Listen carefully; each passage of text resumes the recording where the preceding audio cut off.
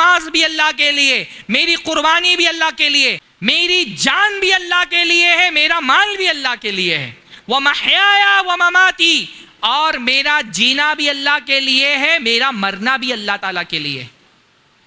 ایمان والا بندہ، اس کی زندگی کا مقصد کیا ہے؟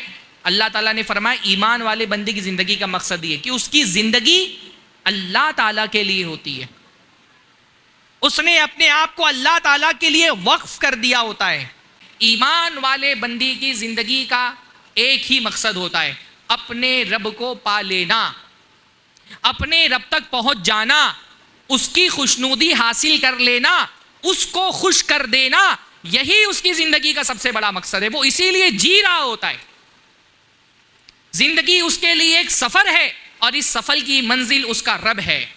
کیا ہمارے نوجوانوں کی زندگی کا مقصد ہے؟ صحابہ کرام میں نوجوان 15 سال کی عمر میں رسول اللہ سے آ کر کے ضد کر رہے ہیں، رافع بن خدیج، سمورہ بن جندب 15 سال کی عمر میں رسول اللہ سے ضد کر رہے ہیں کہ اللہ کے رسول ہم کو بھی ساتھ میں لے کر کے چلیے، ہم بھی اللہ تعالیٰ کے راستے میں اپنی جان دے کر کے شہادت کا رتبہ پانا چاہتے ہیں، ہم بھی کفر کے کلمے مسمار کرنا چاہتے ہیں، ہم بھی اللہ تعالیٰ کے کلمے کو بلند کرنے کے لیے اپنی طاقت اور قوت لگانا چاہتے ہیں۔ صحابہ کرام 14-15 سال کی عمر میں ان کی چاہت یہ کہ اپنی جان قربان کر کے جنت حاصل کروں۔ ہمارے نوجوان کی زندگی کا مقصد ہے انسٹاگرام پہ ایک بڑی ایٹیٹیوڈ والی ویڈیو ڈالوں اور زیادہ سے زیادہ لائک بٹور لوں۔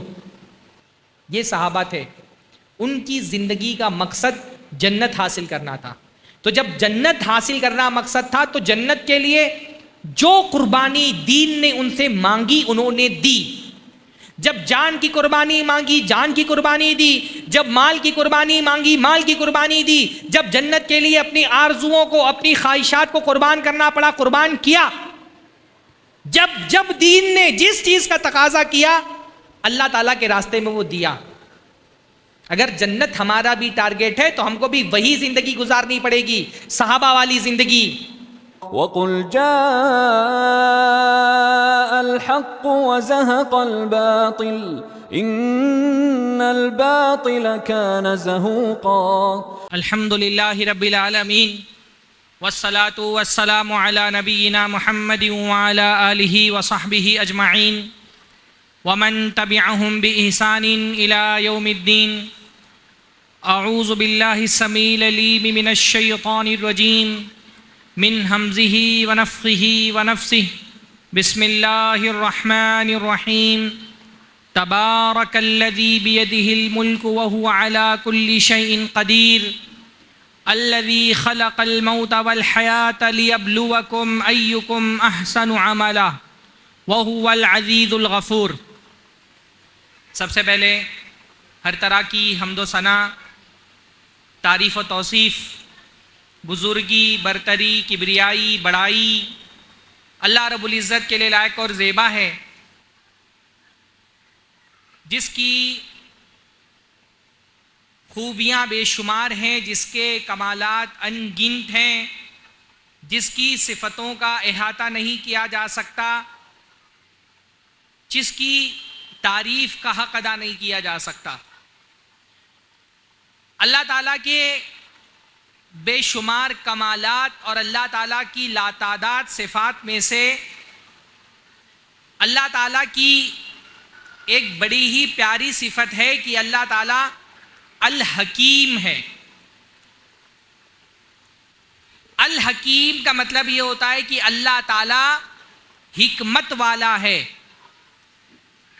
اور کیونکہ اللہ تعالیٰ حکمت والا ہے تو اللہ رب العالمین کا کوئی بھی کام فضول نہیں ہوتا، لغو نہیں ہوتا۔ اللہ کوئی بھی چیز بغیر سبب کے پیدا نہیں کرتا۔ اللہ تعالیٰ نے کائنات کا ایک ایک ذرہ کسی نہ کسی مقصد کے تحت پیدا کیا ہے۔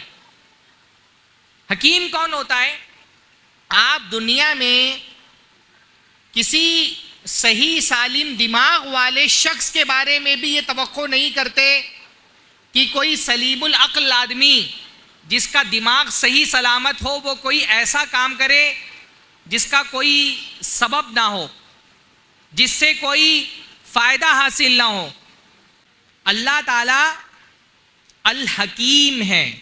حکیم کا مطلب اللہ تعالیٰ کا کوئی کام فضول نہیں ہوتا، بلا سبب نہیں ہوتا.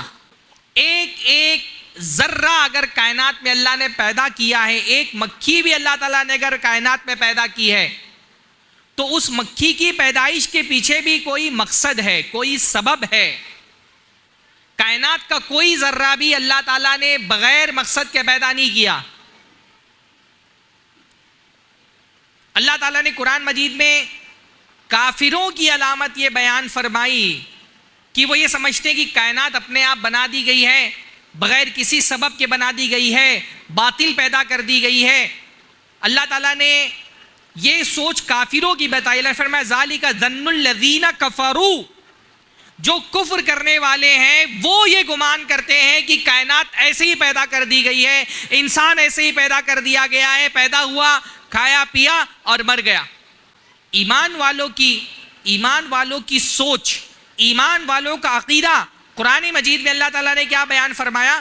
الذین یتفکرون فی خلق السماوات والارض ربنا ما خلقت ھذا باطلا، کہ جو ایمان والے لوگ ہیں جب وہ آسمان اور زمین کی تخلیق میں غور کرتے ہیں تو وہ کہتے ہیں اللہ تعالیٰ تو نے اس کائنات کو باطل نہیں پیدا کیا، اس کائنات کو اللہ تعالیٰ نے ایک حکمت کے ساتھ پیدا کیا ہے. ہر شے کی پیدائش کے پیچھے ایک مقصد ہے. سورج اگر آسمان پہ چمک رہا ہے، اللہ تعالیٰ نے یہ سورج اس لیے پیدا کیا ہے تاکہ ہم زمین والوں کو روشنی اور توانائی فراہم کرے. آسمان اگر خوبصورتی کے ساتھ جگمگا رہا ہے تو اس آسمان پر اگر چاند جگمگا رہا ہے تو اس چاند کے جگمگانے کے پیچھے ایک حکمت ہے. اس نے ہماری زمین کو بیلنس کیا ہوا ہے. یہ بادلوں سے اترنے والی بارش ہو یا زمین پر اگنے والے نباتات ہو، کائنات کی ہر شے اللہ تعالیٰ نے ایک حکمت کے تحت پیدا کی ہے. چھوٹی سے چھوٹی چیز اللہ تعالیٰ نے حکمت کے تحت پیدا کی ہے. یہ ساری کائنات، یہ زمین، یہ آسمان اور اس میں پائے جانے والی اللہ تعالیٰ کی بے شمار مخلوقات، اللہ تعالیٰ فرماتا ہے هو الذی خلق لکم ما فی الارض جمیعا، کہ اللہ تعالیٰ نے تمہارے لیے پیدا کیا ہے ان ساری چیزوں کو جو زمین پہ ہے. یہ کتنا خوبصورت احساس ہے جو قرآن ہم کو دیتا ہے کہ یہ کائنات اللہ تعالیٰ نے ہمارے لیے بنائی ہے.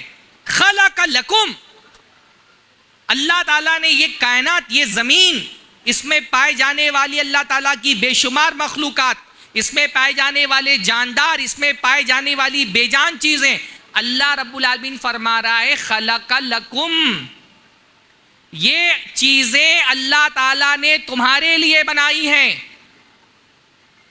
یہ سورج کا چراغ جو اللہ تعالیٰ نے جلایا ہے یہ تمہارے لیے جلایا ہے تاکہ یہ سورج تم کو توانائی اور روشنی فراہم کرے. یہ چاند تمہارے لیے جگمگا رہا ہے، یہ ستارے تمہارے لیے ٹمٹما رہے ہیں، یہ آسمان سے بارش تمہارے لیے برس رہی ہے، یہ زمین پر طرح طرح کی نباتات اللہ تعالیٰ نے تمہارے لیے پیدا کی ہے. یہ جو بارش رحمت کی شکل میں برس رہی ہے، کون برسانے والا ہے؟ اللہ نے برسانے والا ہے. کس کے لیے برسایا؟ اللہ تعالیٰ تمہارے لیے برسا رہے. فَلْيَنْظُرِ الْإِنسَانُ إِلَىٰ طَعَامِهِ، اللہ تعالیٰ فرماتا ہے انسان کو چاہیے کہ وہ اپنے کھانے کو دیکھے. اپنے پلیٹ میں چاول کے جو دانے ہیں کبھی ان پر غور کرو، کیسے یہ دانہ تمہارے پلیٹ تک پہنچا، یہ تمہارے برتن تک پہنچنے والا اناج، کبھی اس پر غور کرو. اَنَّا صَبَبْنَا الْمَاءَ صَبًّا، ہم تھے جنہوں نے آسمان سے پانی برسایا. ثُمَّ شَقَقْنَا الْأَرْضَ شَقًّا، بھائی تم نے کیا کیا تھا؟ تم نے تو ایک بیج زمین پر چھوڑ دیا تھا ڈال کر کے اور دفنا دیا تھا. آسمان سے پانی تم نے برسایا نہیں. اللہ تعالیٰ نے فرمایا کبھی تم نے اس پانی کے بارے میں غور کیا جو تم پیتے ہو؟ أَأَنْتُمْ أَنزَلْتُمُوهُ مِنَ الْمُزْنِ أَمْ نَحْنُ الْمُنزِلُونَ، کون ہے جو آسمان سے یہ پانی برساتا ہے؟ اللہ برساتا ہے. کون ہے جو زمین سے یہ نباتات اگاتا ہے؟ أَأَنْتُمْ تَزْرَعُونَهُ أَمْ نَحْنُ الزَّارِعُونَ، یہ زمین سے نباتات اگانے والی ذات کس کی ہے؟ اللہ کی ہے. یہ مختلف قسم کے پودے، یہ پھل، یہ پھول، یہ مختلف قسم کے جانور جن میں سے کچھ پر تم سواری کرتے ہو، کچھ کو تم اپنے لیے غذا کا ذریعہ بناتے ہو، جن کے گوشت کو کھاتے ہو، جن کے چمڑے کو استعمال کرتے ہو، یہ ساری کائنات اللہ تعالیٰ نے تمہارے لیے بنائی ہے۔ یہ کتنا خوبصورت احساس ہے جو قرآن مجید دیتا ہے۔ خلق لکم، یہ کائنات حسین، جمیل، خوبصورت، وسیع اللہ نے تمہارے لیے بنائی ہے۔ سخر لکم ما فی السماوات وما فی الارض، آسمان اور زمین کو اللہ تعالیٰ نے تمہارے لیے مسخر کر دیا ہے، تمہاری خدمت پر اللہ تعالیٰ نے پوری کائنات کو لگا دیا ہے۔ ساری کائنات، یہ زمین و آسمان اور اس میں پائے جانے والی مختلف اللہ تعالیٰ کی مخلوقات، اللہ فرماتا ہے یہ ہم نے تمہارے لیے پیدا کی ہے۔ اور تم کس کے لیے پیدا کیے گئے ہو؟ تم اللہ کے لیے پیدا کیے گئے ہو۔ کائنات اللہ تعالیٰ نے تمہارے لیے بنائی ہے اور تم کو اللہ تعالیٰ نے اپنے لیے بنایا ہے۔ ایک ایمان والے بندے کی زندگی کا مقصد کیا ہوتا ہے؟ اپنے رب کے لیے جینا۔ مجھے انسان کی زندگی کا کیا مقصد ہے، اس پر آج خطاب کرنا ہے۔ ایمان والے بندے کی زندگی کا ایک ہی مقصد ہوتا ہے، اپنے رب کو پا لینا، اپنے رب تک پہنچ جانا، اس کی خوشنودی حاصل کر لینا، اس کو خوش کر دینا، یہی اس کی زندگی کا سب سے بڑا مقصد ہے۔ وہ اسی لیے جی رہا ہوتا ہے۔ زندگی اس کے لیے ایک سفر ہے اور اس سفر کی منزل اس کا رب ہے۔ زندگی اس کے لیے ایک راستہ ہے اور اس راستے میں پر چل کر کے اس کو کہاں تک پہنچنا ہے؟ اپنے رب تک کے پہنچنا ہے اس کو۔ یہ جو ہم صبح شام اللہ تعالیٰ سے دعائیں مانگتے ہیں ایک راستے پر چلنے کی، کیا نام ہے اس راستے کا؟ ہاں، ادھر سے کچھ نکلے گا تو ادھر سے کچھ نکلے، کیا نام ہے اس راستے کا؟ صراط مستقیم۔ ایک ایمان والے بندے کی سب سے بڑی چاہت، اس کا سب سے بڑا مطلوب، اس کا سب سے بڑا مقصود جس کے لیے وہ صبح شام دعا کرتا ہے، ہر نماز میں، نماز کی ہر رکعت میں اللہ تعالیٰ سے دعا کرتا ہے اہدنا الصراط المستقیم۔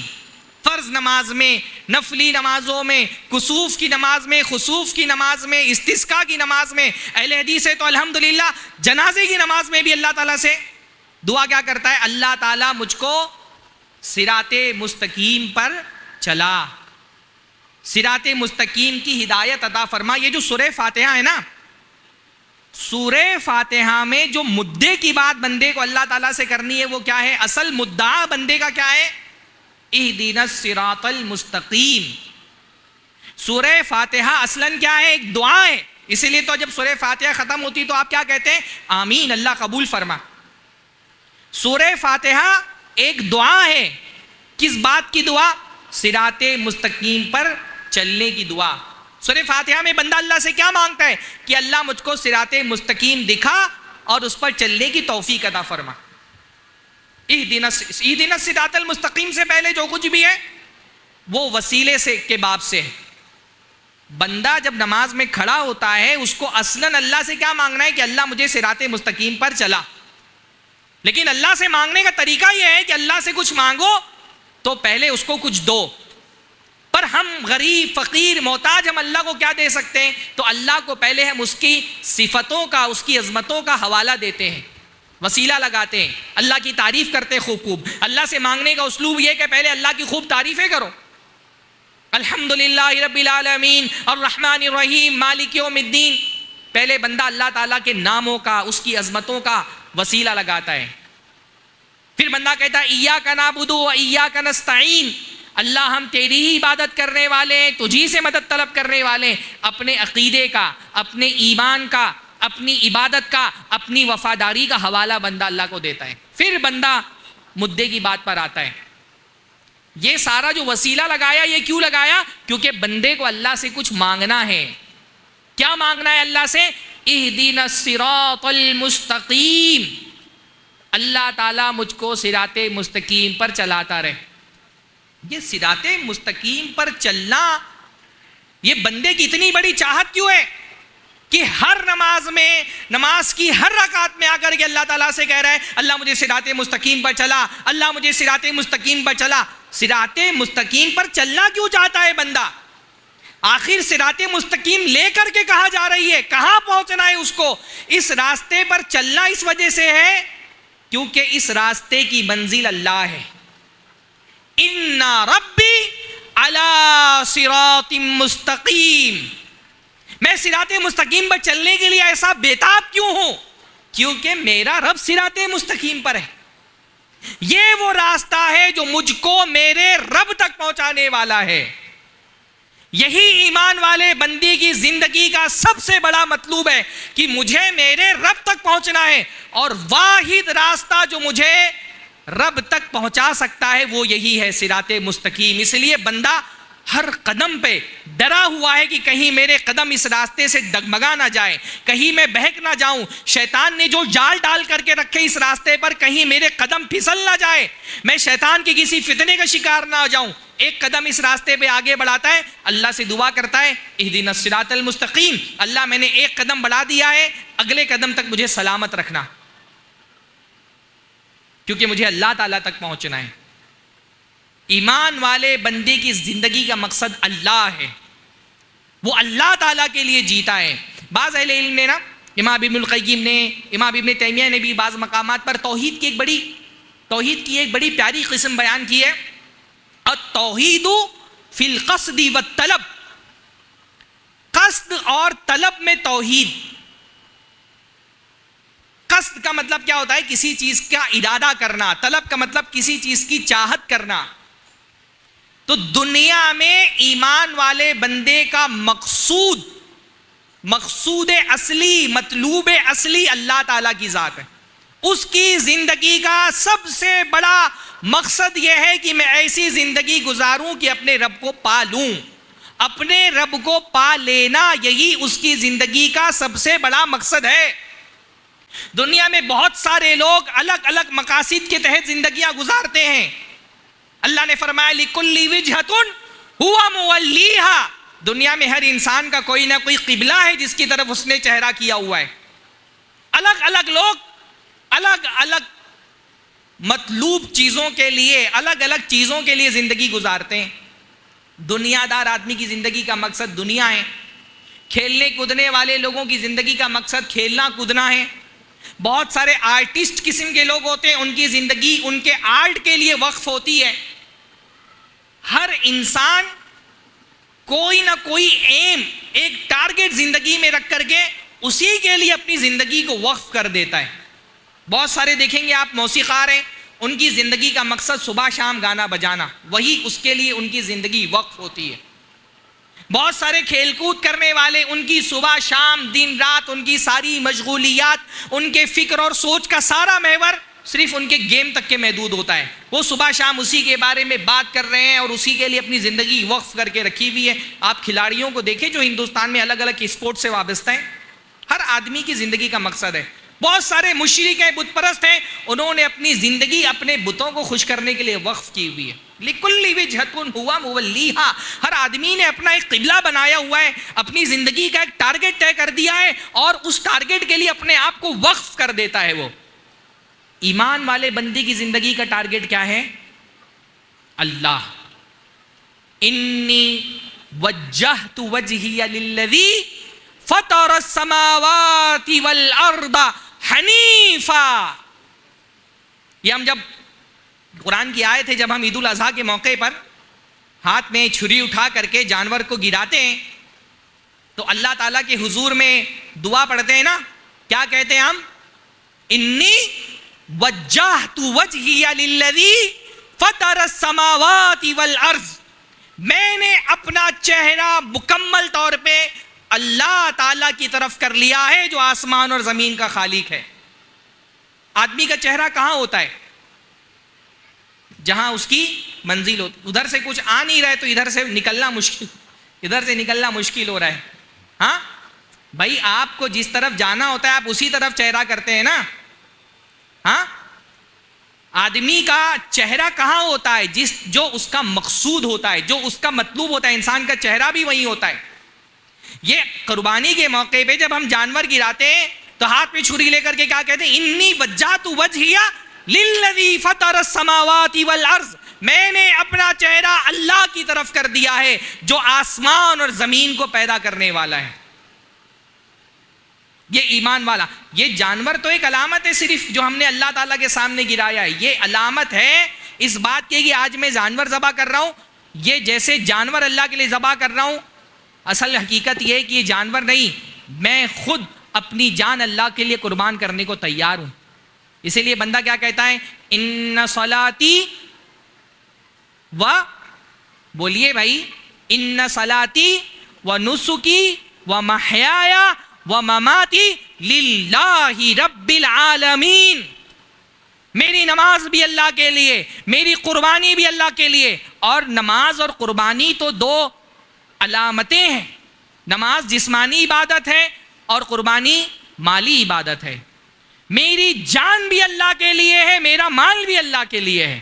وَمَحْيَايَ وَمَمَاتِي، اور میرا جینا بھی اللہ کے لیے ہے، میرا مرنا بھی اللہ تعالیٰ کے لیے۔ ایمان والا بندہ، اس کی زندگی کا مقصد کیا ہے؟ اللہ تعالیٰ نے فرمایا ایمان والے بندے کی زندگی کا مقصد یہ کہ اس کی زندگی اللہ تعالیٰ کے لیے ہوتی ہے، اس نے اپنے آپ کو اللہ تعالیٰ کے لیے وقف کر دیا ہوتا ہے۔ ذرا اپنی زندگیوں کو کھنگالیں، اپنی مصروفیات کا جائزہ لیں، اپنا شوق کیا ہے اس کو دیکھیں، اپنے دن کے 24 گھنٹے کن مشغولیات میں گزر رہے ہیں اس کا جائزہ لیں اور دیکھیں کیا واقعتاً آپ کی زندگی بھی اللہ کے لیے؟ کس کے لیے جی رہے ہیں آپ؟ ہاں، آپ کی زندگی کیا واقعتاً اللہ تعالیٰ کے لیے؟ مومن میں اور کافر میں یہی فرق ہوتا ہے، کافر اپنی نفس کے لیے جیتا ہے اور مومن اللہ تعالیٰ کے لیے جیتا ہے۔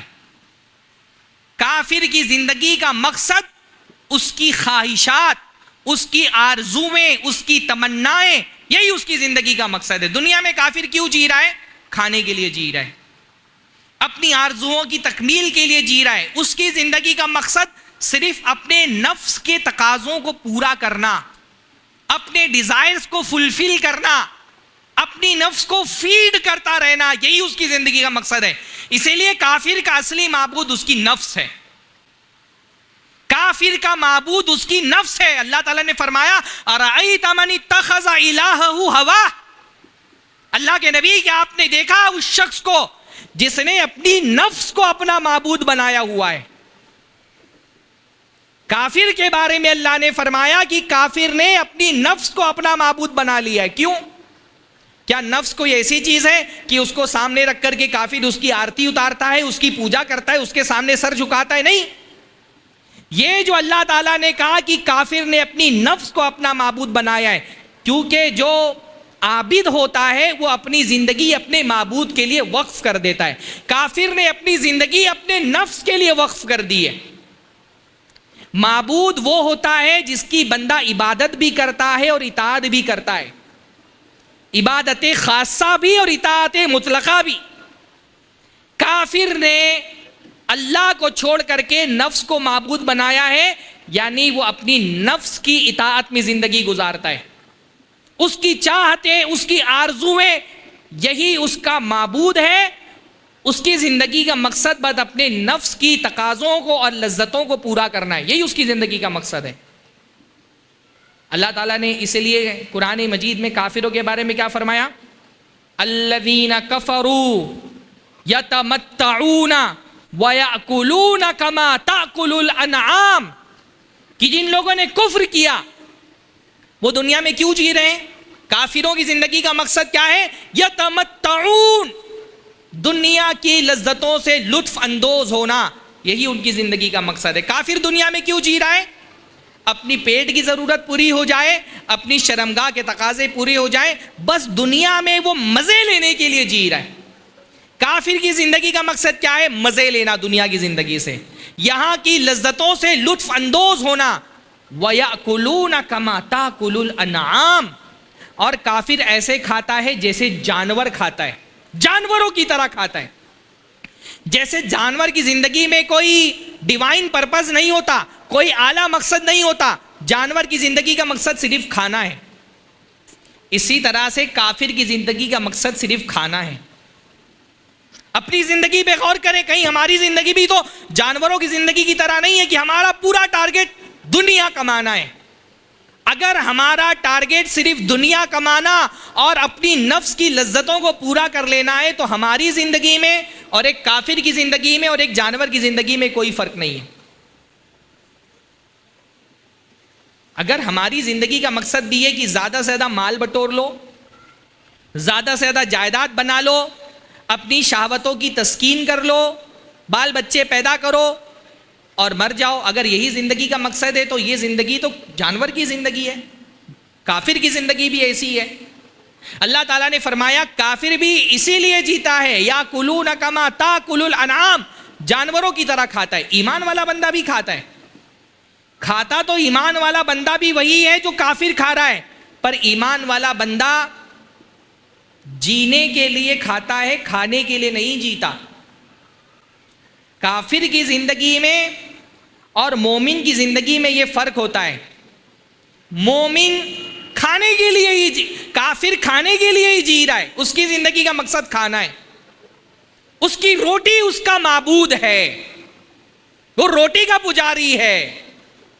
اللہ کے نبی نے فرمایا تئیسا عبد الدینار تئیسا عبد الدرہم تئیسا عبد الخمیسہ، برباد ہو گیا دینار کا بندہ، برباد ہو گیا درہم کا بندہ، برباد ہو گیا خمیسہ، ایک طرح کی چادر ہوتی تھی، قطیفہ بھی بعض حدیثوں میں آتا ہے، چادروں کا بندہ۔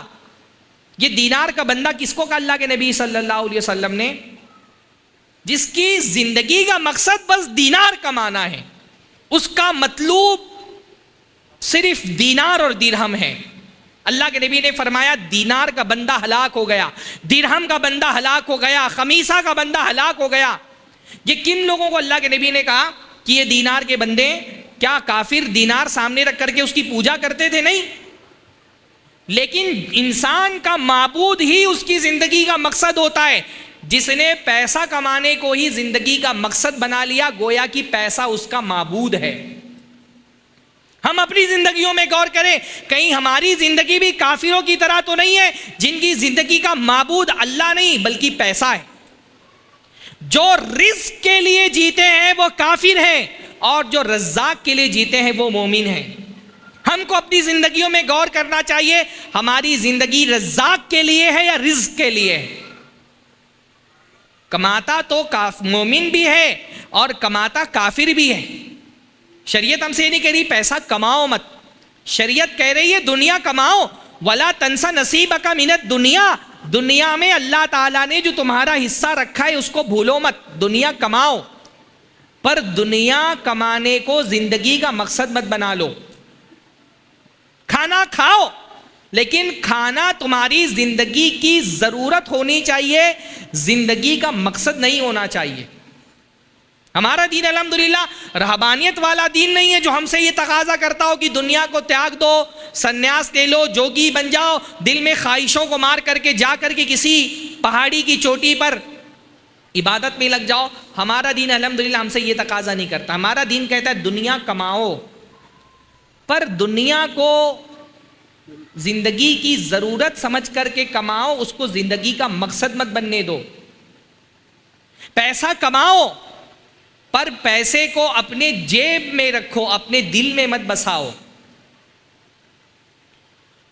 دنیا کی طلب کرو، پر دنیا کی طلب کو آخرت کی طلب پر غالب مت آنے دو۔ یہ ہم سے ہمارا دین تقاضا کرتا ہے۔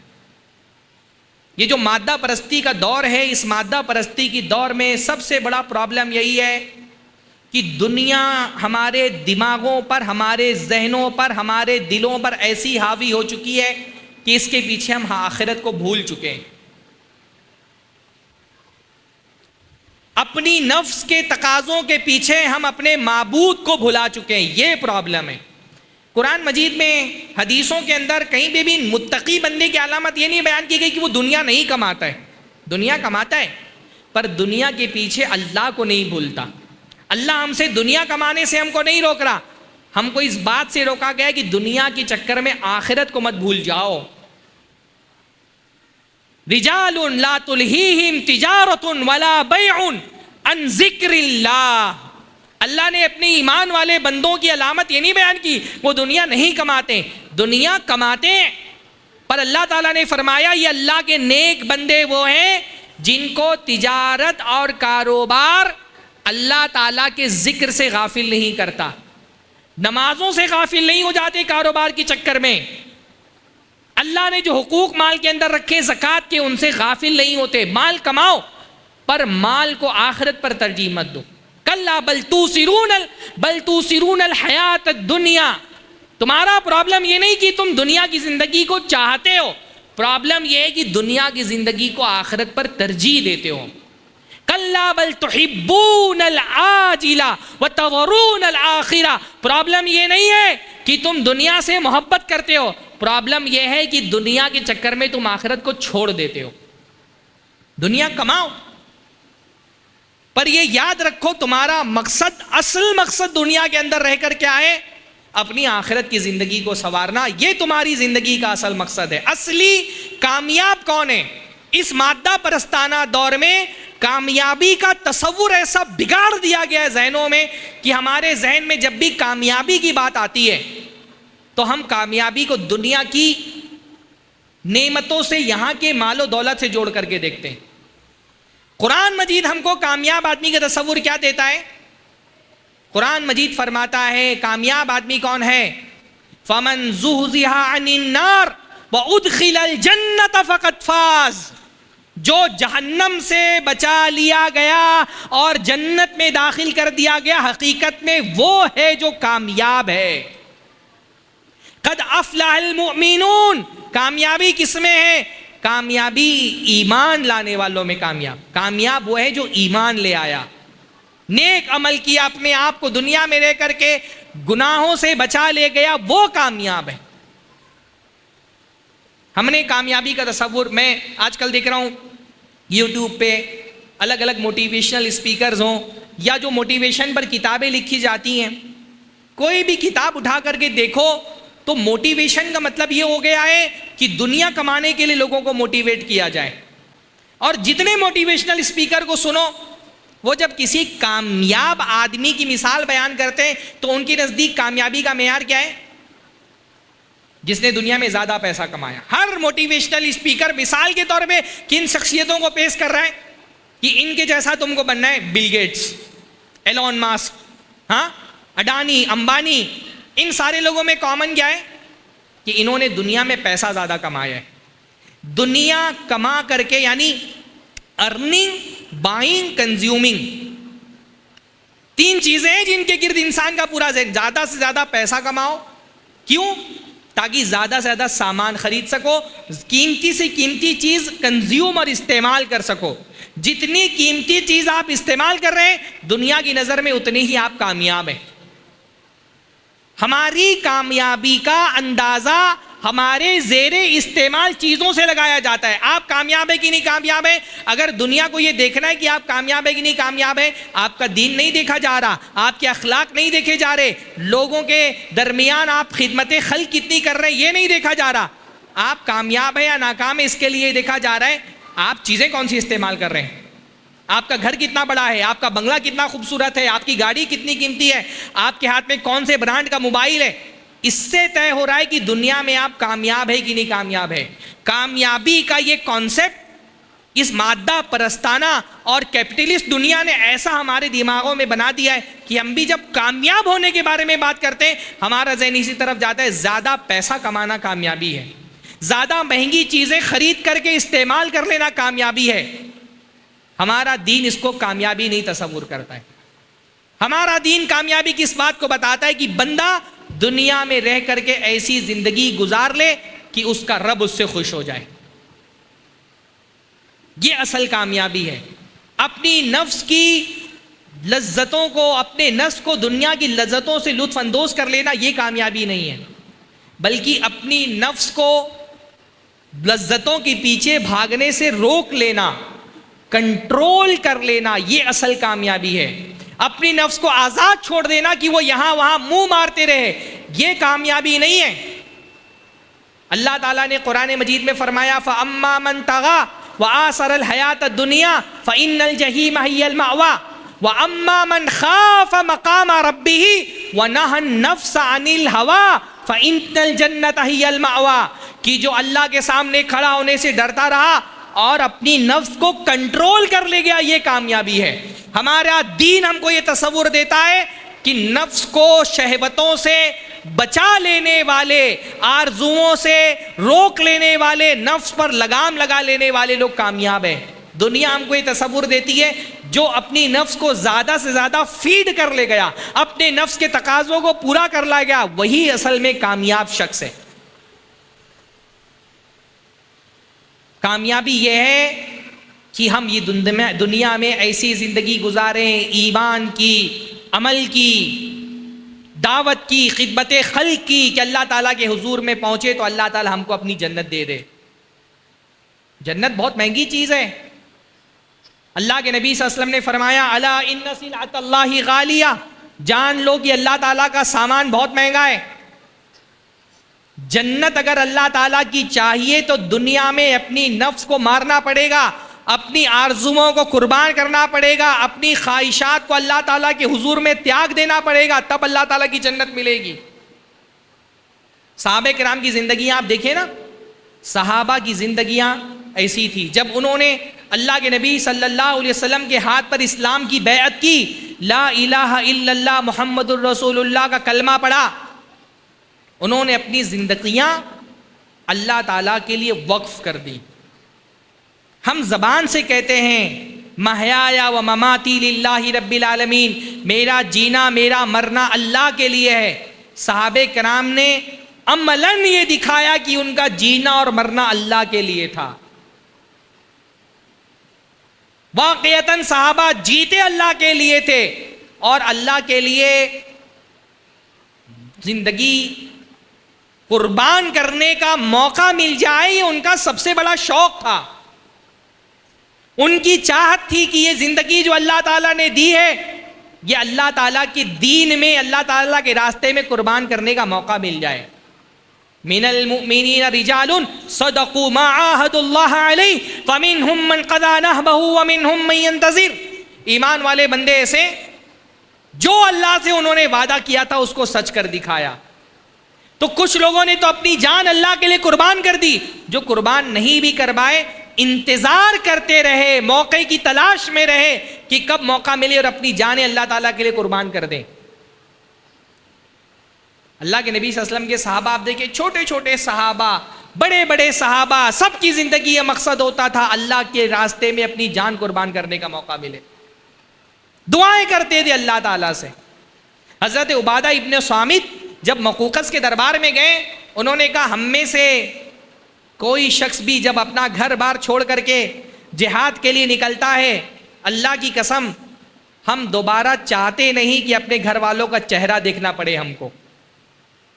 ہم اس چاہت کے ساتھ اللہ کے راستے میں جہاد میں نکلتے ہیں کہ نکلیں تو واپس اپنے گھر واپس نہ آنا پڑے۔ ہم میں سے ہر کوئی صبح شام اللہ تعالیٰ سے شہادت کے لیے دعائیں مانگتا ہے۔ ہم زبان سے بولتے ہیں ہمارا جینا ہمارا مرنا اللہ کے لیے، صحابہ عملاً انہوں نے یہ کر کے دکھایا، وہ دعائیں مانگتے تھے اللہ سے۔ حضرت عمر کی کتنی پیاری دعائیں، وہ اللہ تعالیٰ سے دعا مانگتے تھے۔ حضرت عمر اللہم ارزقنی الشہادۃ فی سبیلک واجعل موتی فی بلد رسولک، کہ اللہ تعالیٰ مجھے اپنے راستے میں شہادت کی موت نصیب فرما دے اور میری موت تیرے رسول کے شہر میں آئے۔ دعائیں مانگتے تھے کہ اللہ تعالیٰ شہادت کی موت دے دے، اور شہادت کی موت بھی کہاں آئے؟ تیرے رسول کے شہر میں آئے۔ تو حضرت حفصہ جو ان کی بیٹی تھی وہ کہتی تھی یہ تو بڑی عجیب دعا ہے، ایسا کیسے ممکن ہے؟ آپ کو شہادت کی موت چاہیے تو شہادت کی موت تو حاصل کرنے کے لیے جنگوں کے میدان میں جانا پڑے گا، اور جنگ جو ہے وہ تو سرحدوں پر ہو رہی ہے۔ مدینہ میں رہتے ہوئے کیسے شہادت کی موت مل سکتی ہے؟ مدینہ میں تو کوئی جنگ کوئی غزوہ نہیں ہو رہا، تو اگر شہادت کی موت چاہیے تب تو سرحدوں میں جانا پڑے گا۔ آپ کہہ رہے ہیں کہ آپ کو مدینہ میں ہی موت چاہیے اور شہادت کی موت چاہیے، تو حضرت عمر کہا کرتے تھے جب اللہ تعالیٰ چاہے گا تو ممکن ہو جائے گا۔ تو ممکن ہوا کہ نہیں ہوا؟ ہاں اللہ تعالیٰ نے کیسے ان کی دعا پوری کی؟ شہادت کی موت ملی، وہ بھی کہاں پر؟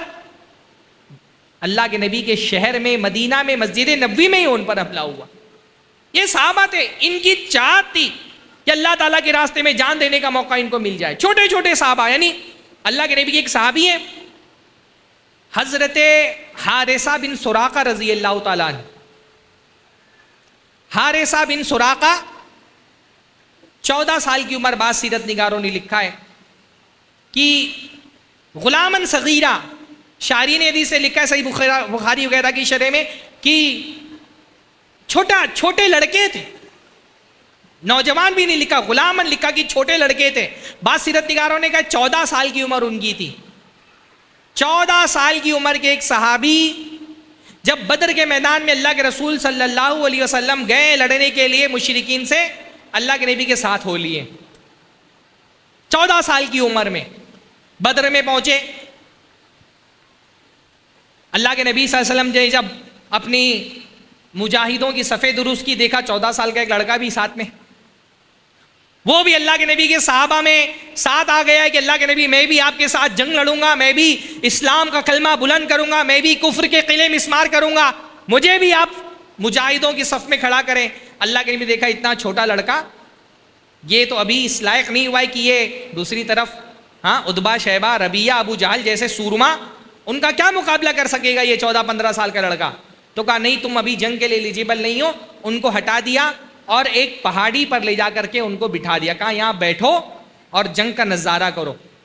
حافظ ابن حجر نے لکھا کانا نظارن، اللہ کے نبی نے ان کو نظار بنا دیا کہ ابھی جنگ کے لائق نہیں ہو، ابھی دیکھو جنگیں کیسی ہوتی ہیں۔ مستقبل کا مجاہد اللہ کے نبی تیار کر رہے ہیں۔ 14 سال کا لڑکا اللہ کے نبی کے ساتھ چلا گیا ہے، اپنی جان قربان کرنا اس کی زندگی کا مقصد ہے۔ اللہ تعالیٰ کا کرنا کیسا ہوا؟ وہ حضرت سراقہ، حضرت حارثہ بن سراقہ پانی لینے کے لیے نیچے اترے اور کہیں سے ایک تیر آیا اور آ کر کے ان کی گردن پہ لگا اور وہیں وفات پا گئے۔ غزوہ بدر میں سب سے پہلے شہید ہونے والے صحابی 14-15 سال کی عمر ہے ان کی۔ 14-15 سال کی عمر میں اپنی جان اللہ تعالیٰ کے راستے میں قربان کر دی۔ اللہ کے نبی صلی اللہ علیہ وسلم نے جنگ جیت لی، مدینہ پہنچ گئے، بدر کے شہیدوں کو دفنا دیا گیا بدر میں۔ جب مدینہ پہنچے تو حارثہ بن سراقہ کی والدہ حضرت ربیع بنت نضر، حضرت انس ابن مالک کی پھوپھی ہیں، آئیں اللہ کے نبی سے ان کے پاس اور کہا اللہ کے نبی، حارثہ میرا بچہ تھا، آپ کے ساتھ جنگ لڑنے کے لیے گیا، شہید ہو گیا۔ اللہ کے نبی صلی اللہ علیہ وسلم، مجھ سے اس کی جدائی برداشت نہیں ہو رہی ہے، میں اپنے آپ پر کنٹرول نہیں کر پا رہی ہوں، آپ مجھے بتائیں میرے بچے کی وفات کے بعد اللہ نے اس کے ساتھ کیا معاملہ کیا؟ اللہ کے نبی میں صبر نہیں کر پا رہی ہوں، آپ بتائیں میرے بچے کا کیا ہوا؟ اگر اللہ تعالیٰ نے اس کو جنت دے دی ہے تب تو میں صبر کر لوں گی کہ چلو میری آغوش تو سنسان ہو گئی، میرے بچے سے جدا ہو گئی، لیکن کم سے کم میرا بچہ جنت میں تو ہے، یہاں سے بہتر جگہ پر ہے۔ لیکن اگر کوئی اور معاملہ ہے تو اللہ کے نبی میں روؤں گی، میں ماتم کروں گی، میں جزا فضا کروں گی۔ اس وقت تک کہ ماتم حرام نہیں ہوا تھا، کہا میں اس کے اوپر گریا کروں گی۔ تو اللہ کے نبی نے حضرت ربیع سے کہا اوہبلتی، ربیع کیا تم پاگل ہو گئی ہو؟ تمہارا دماغ خراب ہو گیا ہے؟ کبھی کبھی آدمی اپنے قریبی لوگوں سے ایسے بے تکلف گفتگو کرتا ہے نا۔ اللہ کے نبی نے فرمایا اوہبلتی، ربیع کیا تم پاگل ہو گئی ہو؟ تمہارا دماغ خراب ہو گیا ہے؟ اہیا جنت واحدہ، ربیع کیا تم کو لگتا ہے جنت صرف ایک ہے؟ نہیں ربیع، بل ہیا جنان کثیرہ، ربیع جنتیں تو بہت ساری ہیں، جنت کے بہت سارے لیول ہیں، درجات ہیں۔ وَهُوَ فِي الْفِرْدَوْسِ الْأَعْلَىٰ، اور یہ تمہارا لڑکا، یہ تمہارا کمسن لڑکا جو اللہ تعالیٰ کے راستے میں شہید ہوا ہے، اس کو اللہ تعالیٰ نے کوئی چھوٹی موٹی جنت نہیں دی، اس کو جو جنت کا سب سے اعلیٰ درجہ ہے جنت الفردوس، اللہ تعالیٰ نے وہ جنت عطا فرمائی ہے۔ یہ صحابہ تھے، انہوں نے جنت حاصل کرنے کے لیے اپنی جانیں قربان کی۔ ہمارے یہاں 14-15 سال کے لڑکوں کی زندگی، ان کا شوق، ان کی آرزو میں کیا ہے؟ صحابہ 14-15 سال کی عمر میں جنت کا شوق تھا، ان کو جنت حاصل کرنا ان کی زندگی کا ٹارگٹ تھا۔ احد کے میدان میں اللہ کے نبی صلی اللہ علیہ وسلم احد کے میدان کی طرف کوچ کر رہے ہیں، اپنی فوج تیار کر رہے ہیں، مجاہدوں کی بھرتی چل رہی ہے۔ 15 سال کے 2 لڑکے اللہ کے رسول کے پاس آ کر کے ضد کرتے ہیں کہ اللہ کے رسول ہم کو بھی اپنے فوج میں شریک کر لیں۔ 15 سال کی عمر ہے۔ ہمارے یہاں 15 سال کے لڑکے کیا کرتے ہیں؟ ہمارے 15 سال 16 سال 17 سال 20 سال کے لڑکوں کی چاہتے آرزویں کیا ہے؟ خوبصورت سے خوبصورت کپڑا پہن لوں، برانڈڈ چشمہ لگاؤں، مہنگا موبائل ہاتھ میں لوں، ایک اچھی سیلفی آ جائے جس کو میں انسٹاگرام پہ ڈال کر کے، بلکہ آج کل وہ کیا چلتا ہے، اسنیپ چیٹ پہ ڈال کر کے زیادہ سے زیادہ لائک حاصل کر لوں۔ یہ ہمارے نوجوانوں کی زندگی کا مقصد ہے۔ ہاں، صحابہ کرام 14-15 سال کی عمر میں ان کی چاہت یہ کہ اپنی جان قربان کر کے جنت حاصل کروں۔ ہمارے نوجوان کی زندگی کا مقصد ہے انسٹاگرام پہ ایک بڑی ایٹیٹیوڈ والی ویڈیو ڈالوں اور زیادہ سے زیادہ لائک بٹور لوں۔ ہاں، یہ دیکھیں نا، یہ نوجوانوں کے انسٹاگرام کبھی آپ دیکھیں، یہ ایٹیٹیوڈ والی ریل ماشاءاللہ، ہاں، تن کر کے چل رہے ہیں، اکڑ کر کے، اور پیچھے سے ایک بی جی ایم بن رہا ہے، ایک دم بھاری قسم کا بی جی ایم بج رہا ہے، اور لپ سنگ کر رہے ہیں، اور ایسا لگ رہا ہے کہ بھائی کہاں کے ترم خان ہیں، کتنے ممالک انہوں نے فتح کر لی ہیں۔ یہ ایسی چال ہے گھمنڈ والی، تکبر والی، یہ اللہ تعالیٰ کو ناپسند ہے۔ لا تمشی فی الارض مرحا، اللہ نے منع فرمایا ہے کہ زمین پہ اکڑ کے مت چلو۔ یہ ایٹیٹیوڈ والے لیل دیکھیے نوجوانوں کے۔ کیا ہمارے نوجوانوں کی زندگی کا مقصد ہے؟ صحابہ کرام میں نوجوان 15 سال کی عمر میں رسول اللہ سے آ کر کے ضد کر رہے ہیں۔ رافع بن خدیج، سمورہ ابن جندب 15 سال کی عمر میں رسول اللہ سے ضد کر رہے ہیں کہ اللہ کے رسول ہم کو بھی ساتھ میں لے کر کے چلیے، ہم بھی اللہ تعالیٰ کے راستے میں اپنی جان دے کر کے شہادت کا رتبہ پانا چاہتے ہیں، ہم بھی کفر کے قلعے مسمار کرنا چاہتے ہیں، ہم بھی اللہ تعالیٰ کے کلمے کو بلند کرنے کے لیے اپنی طاقت اور قوت لگانا چاہتے ہیں۔ اللہ کے رسول واپس کر دیتے ہیں کہ ابھی بہت چھوٹے ہو، ابھی ایلیجیبل نہیں ہوئے ہو جہاد کے لیے، واپس چلے جاؤ۔ دونوں مایوس ہو جاتے ہیں، مایوس ہو جاتے ہیں۔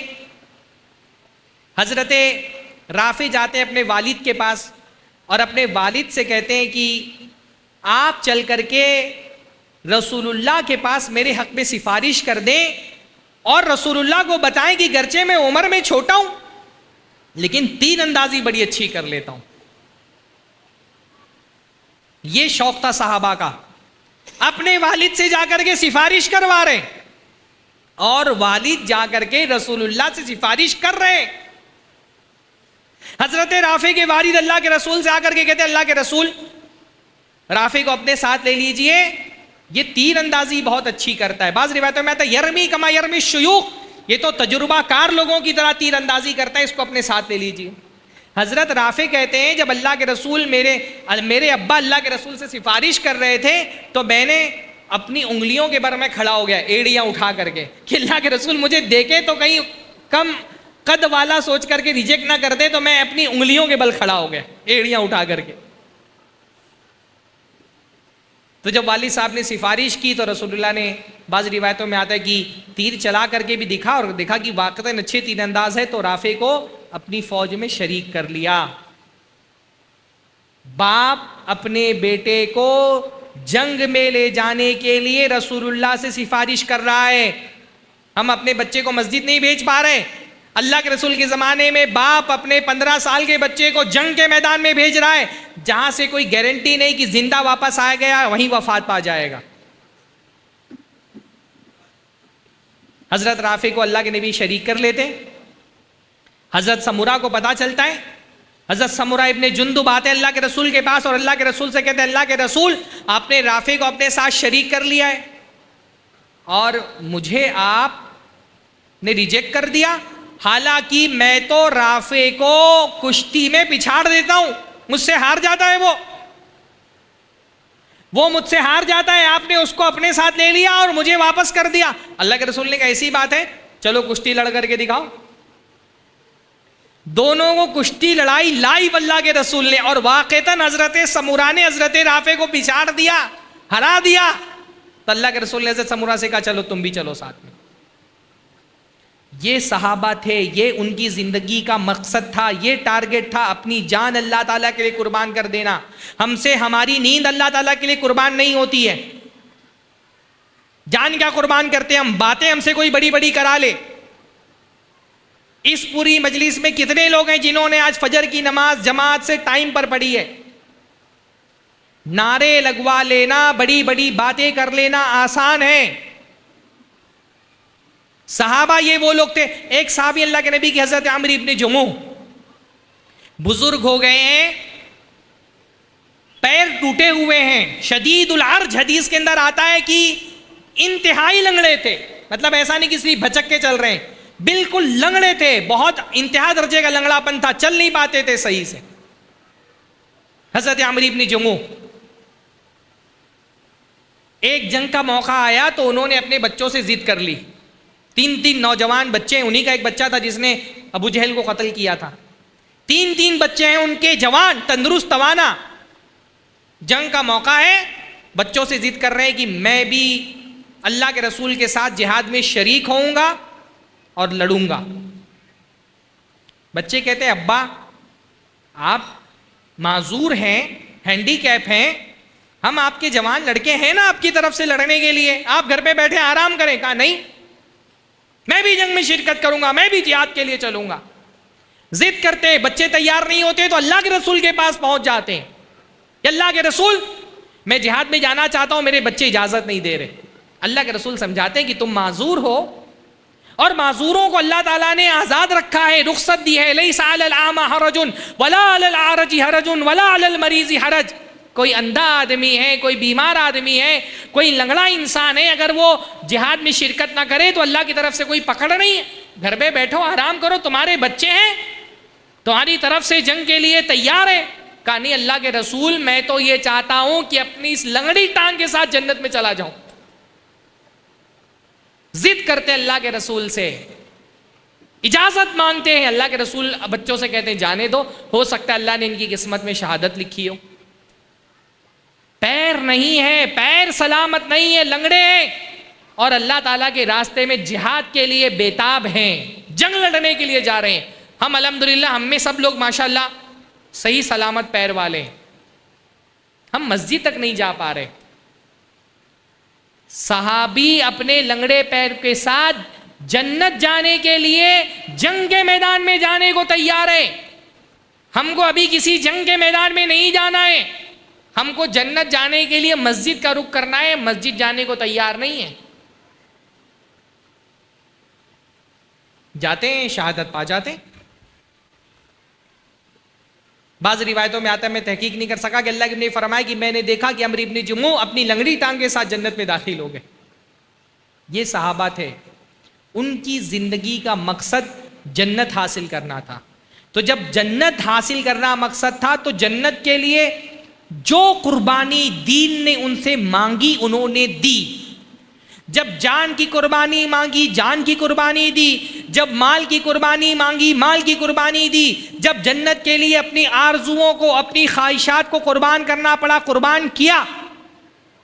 جب دین نے جس چیز کا تقاضا کیا اللہ تعالیٰ کے راستے میں وہ دیا۔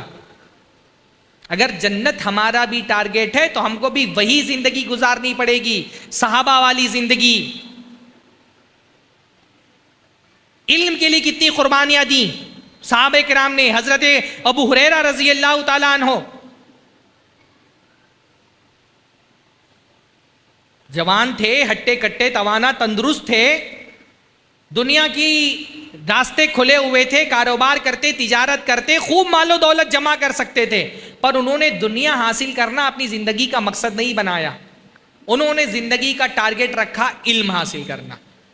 انہوں نے اپنا مقصد بنایا علم کا حصول، علم دین کا حصول، یہ ان کی زندگی کا مقصد تھا، اور اس کے لیے اپنی پوری زندگی وقف کر دی۔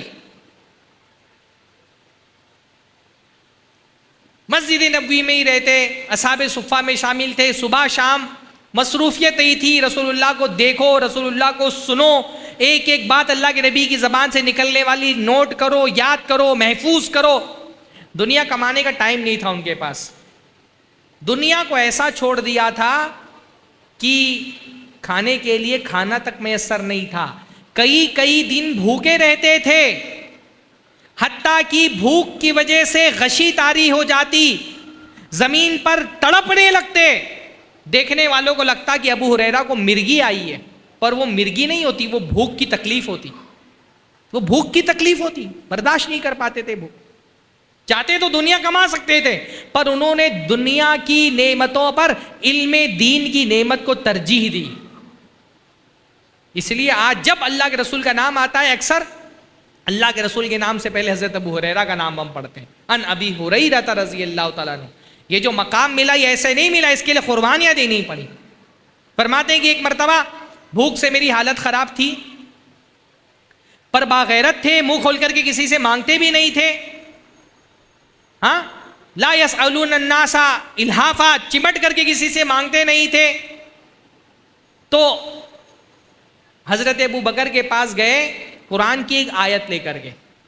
آیت کا معنی پتا تھا، لیکن دل میں یہ خیال تھا کہ جب میں اس آیت کا معنی پوچھنے کے لیے ابو بکر رضی اللہ تعالیٰ عنہ کے پاس جاؤں گا تو شاید میری حالت دیکھ کر کے وہ اندازہ لگا لے کہ میں کئی دنوں کا بھوکا ہوں، تو کچھ کھانے کے لیے دے دیں. لے کر کے گئے، حضرت ابو بکر سے آیت کا معنی پوچھا. حضرت ابو بکر نہیں سمجھ پائے، آیت کا معنی بتا کے رخصت کر دیا.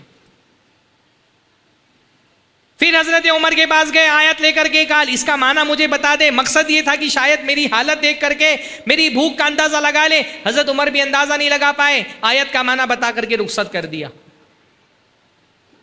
پھر اللہ کے رسول کے پاس گئے، اللہ کے رسول نے دیکھ کر کے اندازہ لگا لیا کہ ابو ہریرہ کئی دنوں کے بھوکے ہیں. اپنی ازواج کے پاس سے خادم کو بھیجا، کہا معلوم کرو کسی کے گھر پہ کھانے کے لیے کچھ ہے. کسی بیوی کے گھر پہ کچھ بھی کھانے کے لیے نہیں تھا. یہ اللہ کے نبی کی زندگی تھی، کیونکہ وہ کھانا ان کی زندگی کا مقصد نہیں تھا. دنیا جمع کرنا ان کی زندگی کا مقصد نہیں تھا. ایسا نہیں کہ دنیا آتی نہیں تھی، دنیا آتی تھی، اس کو بانٹ دیتے تھے. رسول اللہ کے پاس بہت مال آتا تھا، بانٹ دیتے تھے. ایک بیوی کے پاس ایک پیالہ دودھ ملا، کسی صحابی نے بھیجا تھا. اللہ کے نبی کا بہت اچھی بات ہے. دودھ جب حاضر ہوا، اللہ کے نبی نے حضرت ابو ہریرہ سے کہا جاؤ سارے اصحاب صفہ کو بلا لو. ہاں، حضرت ابو ہریرہ دودھ کی طرف دیکھتے اور سوچتے یہ تو میرے لیے بھی کافی نہیں ہے. اور اللہ کے رسول نے سارے اصحاب صفہ کو بلا لیا. 70-80 کے قریب اصحاب صفہ تھے، ساروں کو. بہرحال حضرت ابو ہریرہ کہتے ہیں جب اللہ کے رسول نے کہہ دیا تو پھر اطاعت کے علاوہ کوئی راستہ تھا نہیں. تو باوجود اس کے کہ دل میں چاہت تو نہیں تھی، یہ تھا صحابہ کا معاملہ کہ رسول اللہ کا حکم آ گیا تو دل چاہے یا نہ چاہے عمل کرنا ہے. بلا لائے سارے صحابہ کو. پھر حضرت ابو ہریرہ سے کہا چلو ایک ایک کر کے سب کو دودھ پلاؤ. ایک کو دودھ پلایا، دوسرے کو پلایا، تیسرے کو پلایا. اللہ تعالیٰ نے دودھ میں ایسی برکت دی، 70 صحابہ کرام نے، 80 صحابہ کرام نے سیراب ہو کر کے دودھ پی لیا. دودھ ختم نہیں ہوا. اللہ کے نبی نے حضرت ابو ہریرہ سے کہا تم پیو. پیا دودھ، رکھ دیا، کہا اور پیو، پھر پیا، رکھ دیا، کہا اور پیو، پھر پیا، رکھ دیا، کہا اور پیو. حضرت ابو ہریرہ نے کہا اب میرے بس کی بات نہیں، اب وہ اتنی ہمت جواب دے چکی. پھر اللہ کے رسول نے پی کر کے دودھ ختم کیا. یہ صحابہ تھے، انہوں نے وقف کیا ہوا تھا اللہ تعالیٰ کے دین کے علم کے لیے خود کو. ہمارے لیے میں دیکھتا ہوں عصر کی نماز کے بعد، فجر کی نماز کے بعد 10-15 منٹ کے لیے کوئی حدیث کا درس ہوتا ہے، قرآن کا درس ہوتا ہے، مسجد میں بیٹھنا ہمارے لیے مشکل ہوتا ہے. بھائی یہ علم کی مجلسیں ہیں، یہ جنت کی مجلسیں ہیں. یہ علم ہی تو دنیا کی سب سے بڑی نعمت ہے. اس دنیا کے پیچھے ہم بھاگتے ہیں. اللہ کے نبی صلی اللہ علیہ وسلم نے فرمایا کہ تم میں سے کسی آدمی کو اگر مدینہ کے کسی بازار میں، مدینہ سے تھوڑی دوری پر 2 بازار تھے جہاں پہ اونٹ بکتے تھے، کہا اگر تم میں سے کوئی آدمی صبح صبح فلاں بازار میں جائے اور وہاں سے 2 موٹے اور اونچے کوہان والی 2 اونٹنیاں لے کر کے آ جائے، بغیر کسی سے رشتہ توڑے ہوئے، بغیر گناہ کے ہوئے، اگر 1-2 اونٹنیاں لے کر کے آ جائے دوپہر تک کے، کس کو یہ بات پسند ہے؟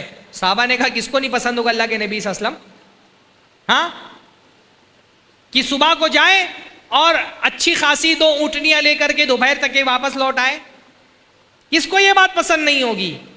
تو اللہ کے نبی صلی اللہ علیہ وسلم نے فرمایا کہ پھر تم میں سے کوئی آدمی کیوں نہیں مسجد میں چلا جاتا ہے دین سیکھنے کے لیے؟ اگر 1 آیت پڑھ لے تو وہ 1 اونٹنی سے بہتر ہے، 2 آیت پڑھ لے تو 2 اونٹنی سے بہتر ہے۔ یہ جو علم کی مجلسیں ہوتی ہیں، اللہ کے نبی نے فرمایا دنیا تو لعنت زدہ چیز ہے، دنیا میں جو کچھ بھی ہے وہ لعنت زدہ ہے، الا ذکر اللہ، سوائے اللہ کے ذکر کے، او عالم او متعلم، اور عالم کے اور علم سیکھنے والے کے۔ دنیا کی کوئی علم کے مقابلے میں دنیا کی کوئی ویلیو نہیں۔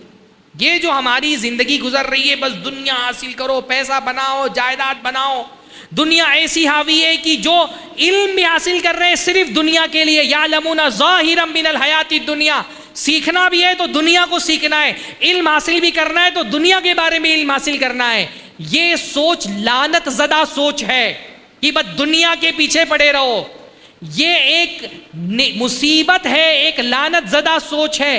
ایسی سوچ سے اللہ تعالیٰ کی پناہ مانگنی چاہیے کہ آدمی کی ساری چاہتیں صرف دنیا کے لیے وقف ہو کر کے رہ جائیں۔ اللہ کے نبی کی دعا میں سے ایک دعا اللہم انی اعوذ، اللہ کے نبی کی دعا میں سے ایک دعا ہے اللہم لا تجعل الدنیا اکبر ہمنا ومبلغ علمنا، کہ اللہ تعالیٰ دنیا کو ہمارا سب سے بڑا مقصد نہیں بنانا، ہمارے علم کی انتہا دنیا کو مت بنانا کہ جو بھی معلوم ہے بس دنیا کے بارے میں معلوم ہے۔ یہ ایسی سوچ اور ایسی لائف سٹائل ہے جس سے اللہ کے رسول صلی اللہ علیہ وسلم پناہ مانگا کرتے تھے، اور ہم میں سے بیشتر لوگ آج ایسی زندگی گزار رہے ہیں۔ دنیا چاہو لیکن دنیا کے آگے دین کے علم کو مت بھولو، دنیا کے آگے دین پر عمل کو مت بھولو۔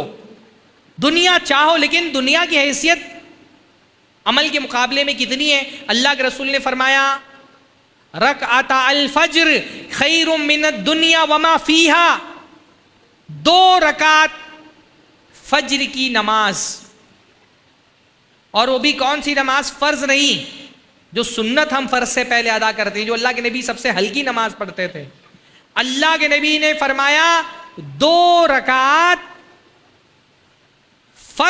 سنت نمازیں جو ہم فجر کی ادا کرتے ہیں، یہ فجر کی 2 رکعت سنتیں خیر من الدنیا وما فیہا، دنیا اور دنیا میں جتنی نعمتیں پائی جاتی ہیں سب سے بہتر ہے۔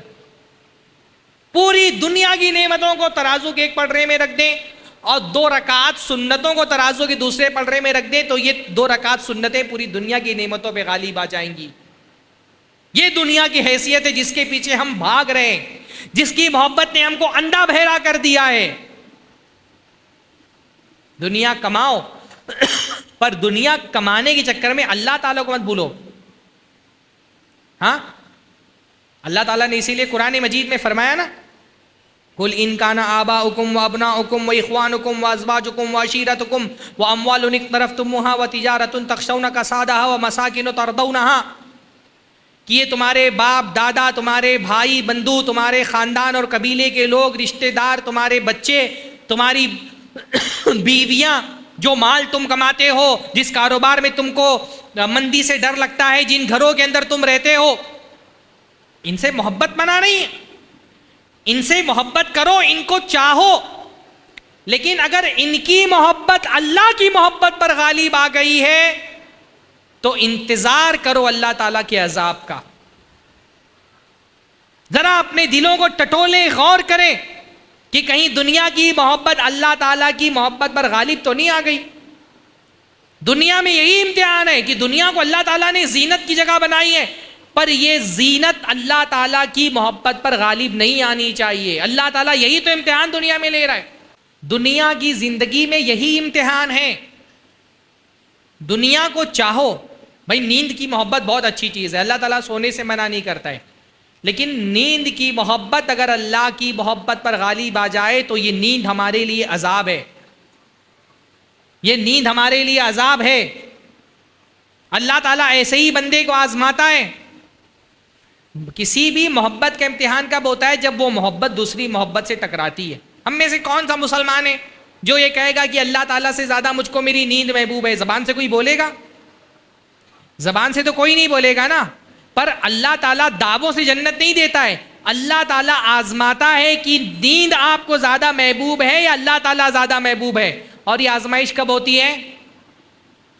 فجر کی اذان کے وقت، جب مؤذن آواز لگاتا ہے الصلاۃ خیر من النوم، الصلاۃ خیر من النوم، نماز نیند سے بہتر ہے، نماز نیند سے بہتر ہے.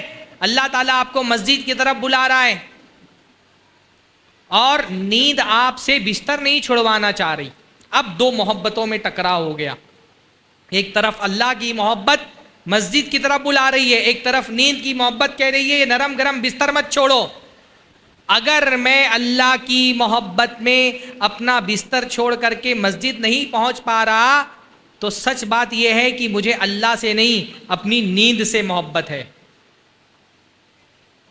کس قدر تم پہ گراں صبح کی بیداری ہے، ہم سے کب پیار ہے، ہاں نیند تمہیں پیاری ہے. اگر میں اپنی نیند اللہ تعالیٰ کے لیے قربان نہیں کر سکتا تو میں جھوٹا ہوں اللہ تعالیٰ کی محبت کی دعوے داری میں. حقیقت یہ ہے کہ مجھے اپنی نیند اللہ تعالیٰ سے زیادہ محبوب ہے. اگر میں اپنی نفس کو اللہ تعالیٰ کے لیے اپنی نفس کے آرزویں نہیں مار پا رہا تو حقیقت میں اللہ میرا معبود نہیں ہے، نفس میری معبود ہے. ایسے ہی لوگوں کے بارے میں اللہ نے فرمایا نا ارأیت من اتخذ الہہ ہوا، اللہ کے نبی آپ نے دیکھا اس شخص کو جس نے اپنی نفس کو اپنا معبود بنایا ہوا ہے.